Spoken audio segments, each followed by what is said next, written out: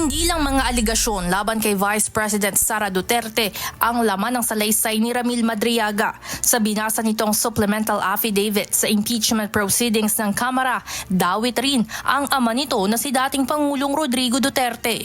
Ayon kay Madriaga, binalak umano ni former President Duterte na patalsikin sa pwesto si Pangulong Ferdinand Marcos Jr. kung hindi magbibigay daan kay VP Sara noong 2025. In the event that BBM will not voluntarily step down or hand over the presidency to Sara, extraordinary measures of overthrowing BBM will be considered, which include assassination, mass resignation of government officials, civil disobedience, and even an armed assault of Malacanang. Sa salaysay ni Madriaga, sinabi nitong naging trabaho umano niya na mag-recruit ng mga grupo, fraternities at maging mga sindikato.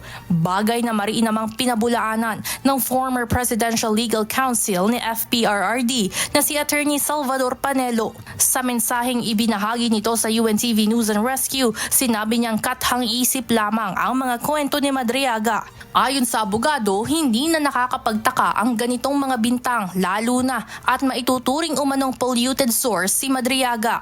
Dagdag pa ni Panelo, malinaw na demolition job ito laban sa mag-ama upang tanggalin sa posisyon si VP Sara at harangin ang planong pagtakbo nito ng pagkapangulo sa 2028 elections. Habang ang aksyon rin umano ay upang sirain ang reputasyon ni former President Duterte.